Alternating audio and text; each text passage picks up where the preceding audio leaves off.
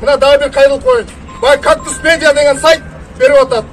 Кыргыздар өзү баштаптыр. Ошол жердеки жанагы суу бөлүштүргөн жерди кыргыздар басып алган деп туруп, тажик тараптын кызыкчылыгын коргоп атат. Чыгасың мындай исмилер. Ушундай учурда ким экенин билсек болот. Мен Кактуска миңналат айтам. Бул чек ара маселеси эң көйгөйлүү маселелердин бири болуп келет. Дагы учурдан пайдаланып айтайын.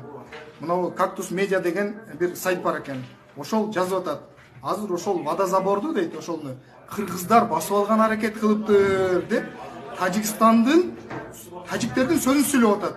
Ушу Кактус Медиа силерде бет деген барбы? Мына мен азыр дагы айтам, эскертем.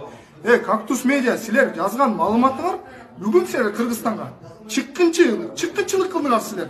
Жалпы элди каратып туруп, Тажикстандын маалыматын таркатып атасыңар силер.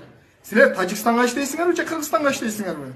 Силер кандай адамсыңар? Мына урматтуу кыргызстандыктар, Кактус Медиа деген сайт бар. Ошолор жазып атат. Тажикстан эмес дейт, Кыргызстан дейт. Бул жерде туура эмес нерсе кылып атат деп жазып атат. Сөзүңөргө жооп бересиңер. Эң туура эмес кадам кылдыңар. Бул элдин кыжыры ошол кайнап турат.